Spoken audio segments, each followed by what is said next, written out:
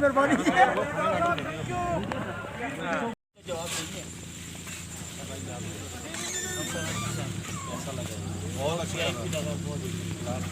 कोई मुश्किलात नहीं है माशाल्लाह। आप लोगों ने भी बहुत कोऑपरेट किया हमारे साथ और अभी भी बहुत कोऑपरेट कर रहे हैं और बहुत मज़ा आ रहा है। और हज़ारा पुलिस वाले तो माशाल्लाह इतना काम कर रहे हैं कि हमारी सिंध पुलिस इतना काम नहीं कर रही होगी इस वक्त।